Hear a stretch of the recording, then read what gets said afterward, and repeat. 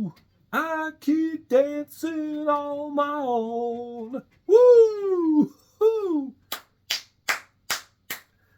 Way to go, Phillies! They kicked the fish in the ass. Woo! Oh my God, that was phenomenal. Hey, what's up, everybody? Normally I'd be talking about football in these videos, and I'm going to. I'm going to start off talking about the Thursday night game with the Commanders and the Bears kicking off Week 5, but I'm really excited. I'm in a good mood. The Philadelphia Phillies complete a 2-game sweep over the Miami Marlins in the MLB Wild Card Series. All 4 Wild Card Series ended in sweeps, but we'll get to those later. I'm just so excited how well the Phillies just dominated that series. Just dominated in every aspect.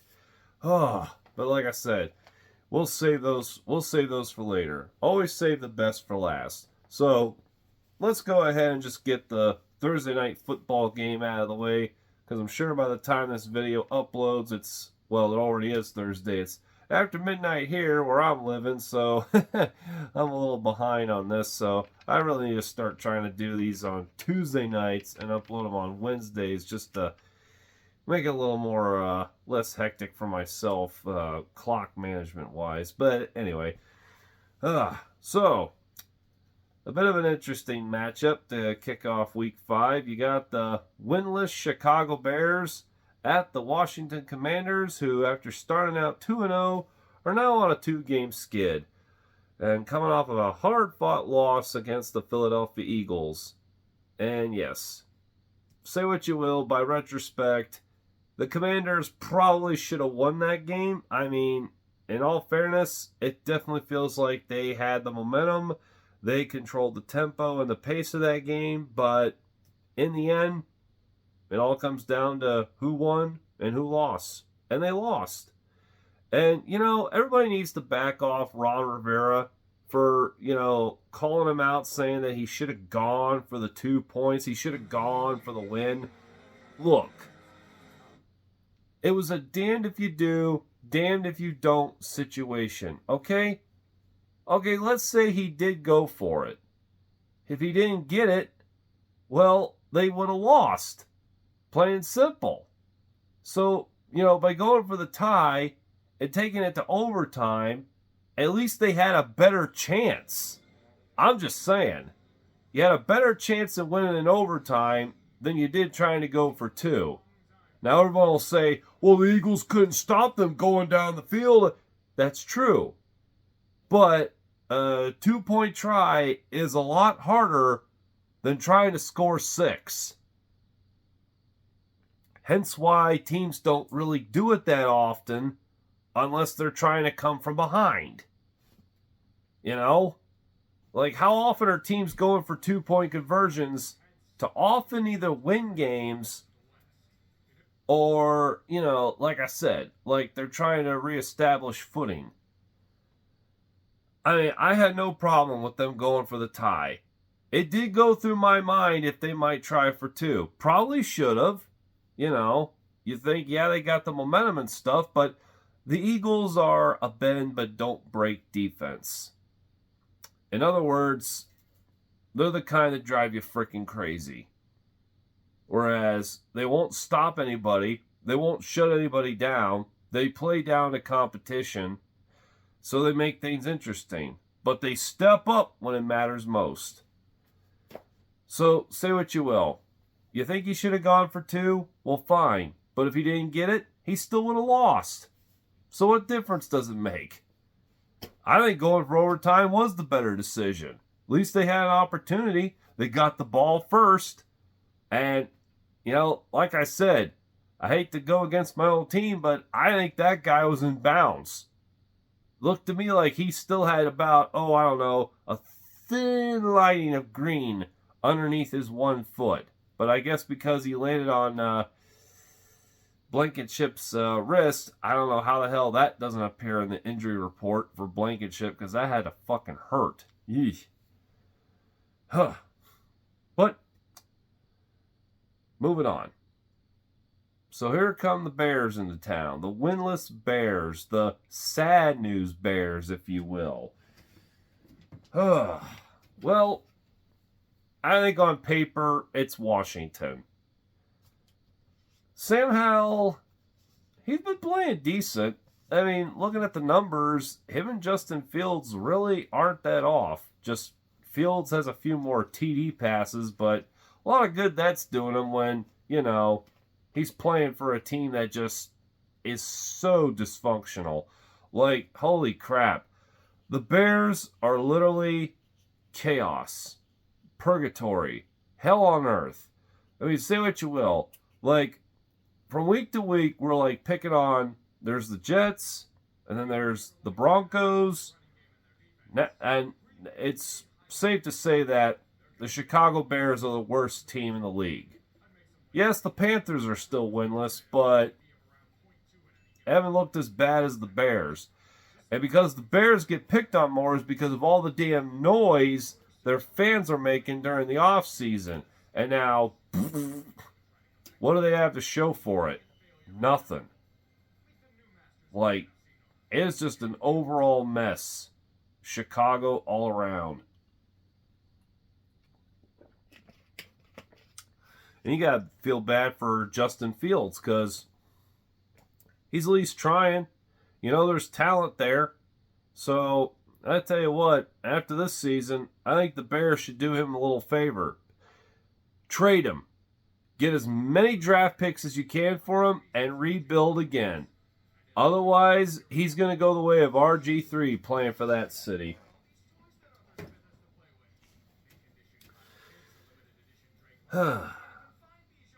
I mean, they had to let Chase Claypool go. I don't know if he's officially off the team yet, but whatever the hell he did to get himself the boot. They do have DJ Moore, but whoop-de-diddly-do. If Fields ain't getting the time he needs, so what? And their defense just sucks. I mean, the Bears are just an absolute mess. Meanwhile, Washington, they've got offensive pieces. Brian Robinson Jr. on the offensive side running the ball for them. Sam Howell, he's playing pretty decent, Pretty much a good game manager quarterback. Washington's got a pretty strict D. In all honesty, yeah. I think swagger-wise, you got to go with Washington. I think they'll bounce back and end their two-game skid and get back on the winning track. And the Bears are still going to be searching for that first elusive win. And I can tell you what, right now, I haven't really looked at their schedule down the road, but the way they're playing football games, I think this team is going to be a one-win team at best. You never want to see a team go winless. Like, we've had that enough. Both the Lions and the Browns. Oy. Oh boy, and speaking of the Lions, I'll touch on them later, as well as like the rest of my picks for the weekend in another video. But for now, we're going to move on from football and what I think might be I don't know if I want to say it's going to be a boring Thursday night game. It shouldn't. It should be a boring Thursday night game. Like, the Bears are terrible, but they at least can make the game interesting to a degree. And, like I said, Washington's a scrappy bunch, so it should be an interesting game to say the least. Just, I think it's safe to say who's going to win.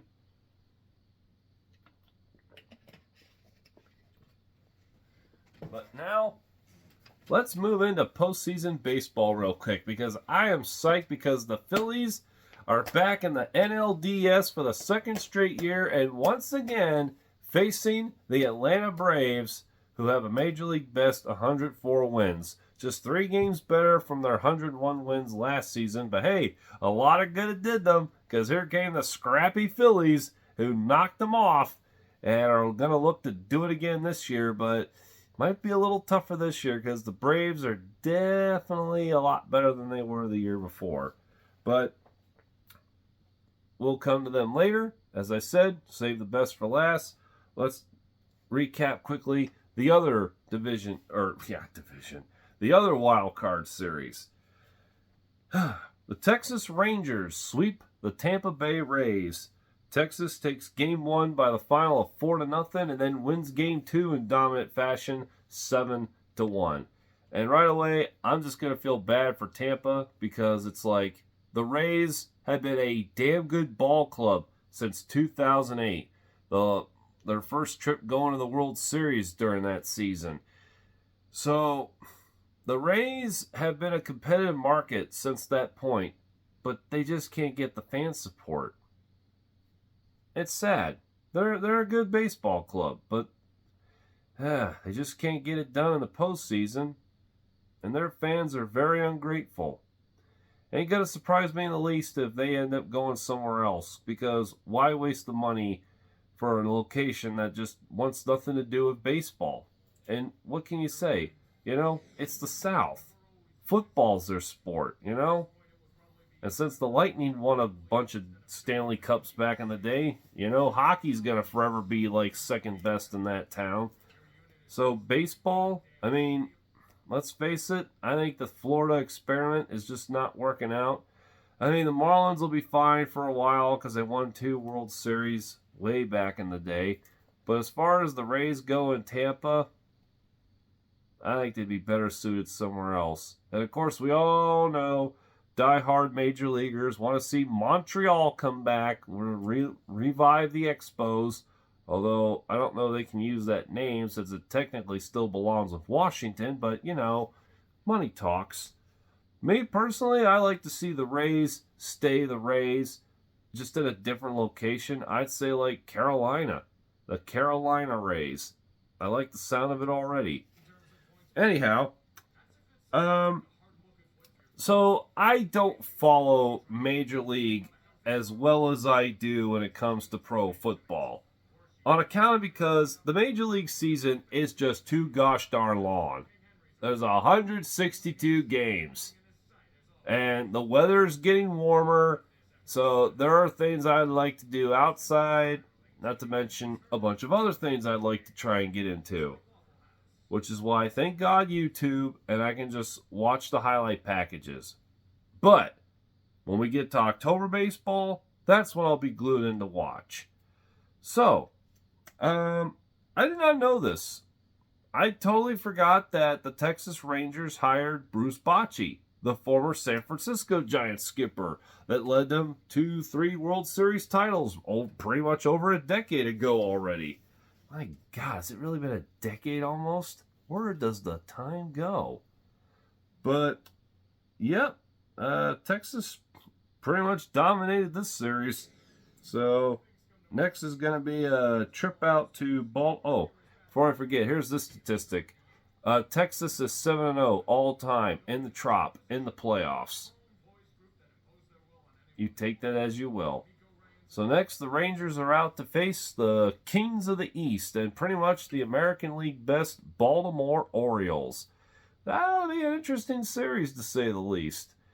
I'm not sure who to pull for, though. I mean, Texas has never won it, and my heart still my heart still goes out to all you diehard Ranger fans who are forever haunted by what could have been in 2011. As for the Oreos, it sounded like I said Oreos. I mean, it's right there. They haven't been to the World Series since 1983, over 40 years. And who do they beat? My Phillies. Well, more on that later. Baltimore definitely has the... Oh, wait.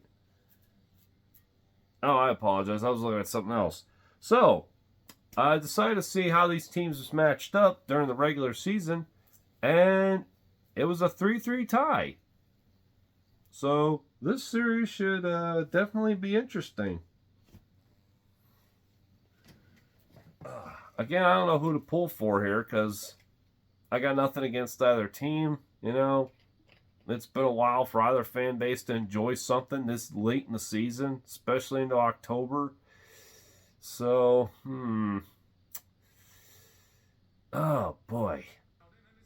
May the best team win.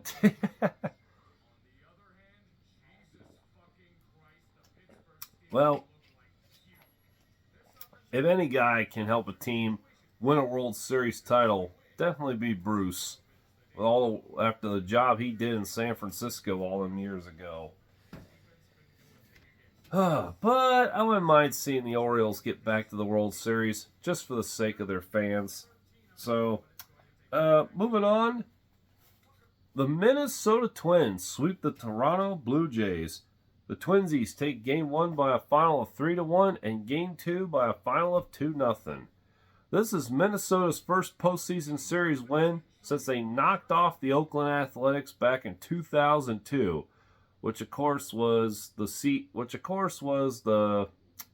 pedestal, if you will. As you all know, the Oakland A's of 2002 would later get a movie about them called Moneyball. And as impressive as it is, all I can think is that, well, they lost. It's like, yeah, okay. You know, that's great, but they still lost. They didn't go anywhere. And they didn't do anything after that. And the Red Sox pretty much copied that Moneyball scheme, and look what it's done for them. So, but that's a entirely different subject. I apologize. So yeah, congratulations to Minnesota, your guys' first postseason series win in over 2 decades, and what a difference not playing the damn Yankees makes, huh? Carlos Correa is returning to his stomping grounds as the Twins will now face the defending world champion Houston Astros. And the odds are in Minnesota's favor as they took the regular season series meetings by 4 games to 2. So, maybe we're all kind of underestimating the Twins a little bit. You know, it doesn't help when you come out of the weak AL Central. Now you're going to play a team that's had a very competitive year, especially in their own division, with Texas and Seattle being in the mix for almost the entire season. Wow. I should be cheering for the Twins, but in all honesty, I don't know. I mean, yeah, they did win the regular season series, but I like to stick by my formula that team that often wins the regular season falls out in the postseason. So yeah, there you have it. I've got the Houston Astros getting back to the ALCS, and as much as I like to see the Orioles go there, I kind of want to see it all. I kind of want to see an all Texas matchup in the ALCS. The Rangers and the Astros.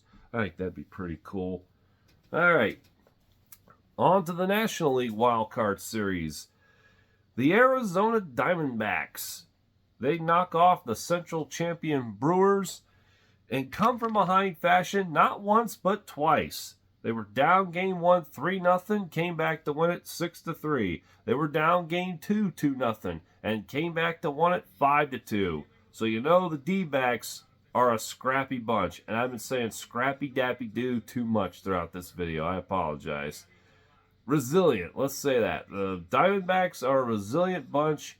Can't say they're cardiac cats. They're cardiac snakes, if you will. So now it's going to be a battle in the NL West with Arizona going to face the Dodgers.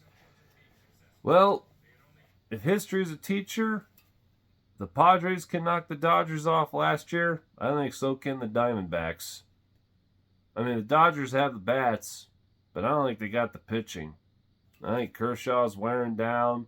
The legal trouble going on with Julio Urias and whoever the heck else the Dodgers got. D-backs are coming in red hot. D-backs did kind of lead the NL West for like the good portion at the beginning of the season. Regular season matchup-wise, in favor of the Dodgers, 8-5. But like I said, I just don't think the Dodgers have the pitching.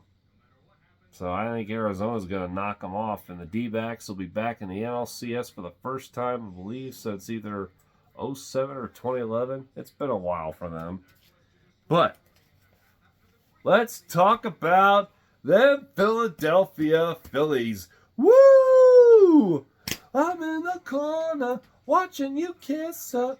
Oh, the Phillies are dancing back to the DS. Oh, yeah.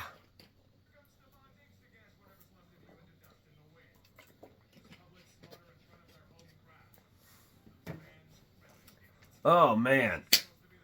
I'll be honest. I was a little nervous about them facing the Marlins because Miami did take the regular season series only by a game, like 7-6, but still, the Marlins have been a pest to the Phillies throughout the season. But that wasn't the case. Like, dear Lord, it may have been the crowd that electrified the Phillies and gave them the power they needed because the Citizens Bank was sold out for both games, and damn, man, say people can forever say what they think about the Philadelphia fans, how like they're the most rude and crude and asinine fan base in all sports, but they are passionate. You cannot deny that. They are one of the most, if probably not the most passionate fan base in all sports. And they will love and hate their team and be justified in doing so. All right, let's get into the action. Game 1, the Phillies took it 4-1 behind Zach Wheeler's dominant 6 and 2/3 innings pitched, was striking out 8. Nick Castellanos. At one point during the game, we all thought he was giving the middle finger, and I didn't know it was directed at the bullpen. I thought he was flipping off one of the Marlins players. Turns out, no. He was giving he was flipping off his ring finger to the Phillies bullpen to signify that the goal is to get to the World Series and get a ring this year. But yeah, I, like everyone else, thought he was giving the bird. Oh, man. Let's see, what else happened? Oh, yeah, all the starters in Game 1 had a hit. There was no stopping Bryce Harper as he, just blew by the signal from the third baseman to stop it, but he wanted to score and put that game on ice. And probably, the best moment that pretty much got the game started was Rhys Hoskins, who missed, pretty much all of 2023 with a torn ACL. God love him. He came out and threw the ceremonial first pitch. And if somehow the Phillies can get back to the World Series, Hoskins will be clear to play. How fucking cool is that?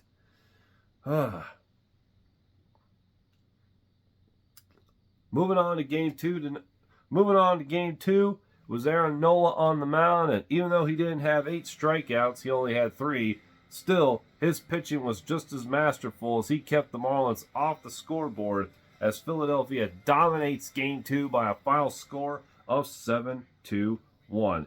There was a point in the game where Trey Turner hit the ball so damn hard it literally knocked the glove off of literally knocked the glove off of Miami starting pitcher Braxton Garrett. It was kind of funny to see. Biggest moment of the game, which pretty much blew it out of the water and out of reach for Miami, is when Bryson Stott hit the second grand slam in Philadelphia Phillies postseason history, joining Shane Victorino, the Flying Hawaiian from 2008. And you know the best thing about that? That was the last time the Phillies won the World Series. So hopefully this is a good premonition. So congrats to Bryson Stott. Congrats to the Phillies all around. I mean, god damn. They kicked the shit out of Miami, and it was fucking great. Now they can just do that to Atlanta. But I'll be honest, I don't think it's going to be as easy as it was last year. It's the Phillies knocked the Braves off last year because the Braves had the bullseye on them. The bullseye is on the Phillies now because they're the defending league champs, so you better believe Atlanta's going to look for payback. They did take the overall regular season series 8-5, so hey, I have hope. I have faith. These are truly a fighting Philadelphia Phillies ball club. And this should definitely be an interesting series. Probably at best it will go to 5. Hopefully it does for the sake of the Phillies. Of course, again, it would be better if they could just close it out in 4. So we'll see what happens. All right. I think that's going to do it for this video. Like I said, I'll be back later on to do the rest of my picks for Week 5 in the NFL season. Oh, Major League Baseball playoffs well underway. The division series will start this weekend. And again, we have the Texas Rangers taking on the top seed Baltimore Orioles in the AL. The defending World Series champion Houston Astros will play hot to, the Minnesota Twins. And welcome back former teammate Carlos Correa. Hopefully, Carlos has given the Twins a little insight. As in, yeah, we totally fucked over the Dodgers in the 2017 World Series. Here's how you pay off the refs. No, I'm just kidding. It's fun to delve into stereotypes every now and then. The D-backs go to face the West champion Dodgers. And like I said, I don't want to doubt the Dodgers. You definitely have the bats, but I don't think you got the pitching. Not anymore. And then finally, the wild card Philadelphia Phillies sweeping the Miami Marlins, and now it's on to face the other rival of the East, the Atlanta Braves, who are apparently rediscovering the 90s as they've won the East for the 6th straight year. And this time the bullseye is on the Phillies. They're the defending NL champs, and I think Atlanta will definitely look for payback. But you know what? One game's one game when you're trying to win the whole series. But all right, that's going to do it for me. If you all watched this video, I appreciate that. Give it a thumbs up if you liked it. If not, I'll just leave a comment down below giving me some pointers on how I can be better. So all right, ladies and gentlemen, I need to go to sleep. I got work in the morning. Good night. And go Phillies!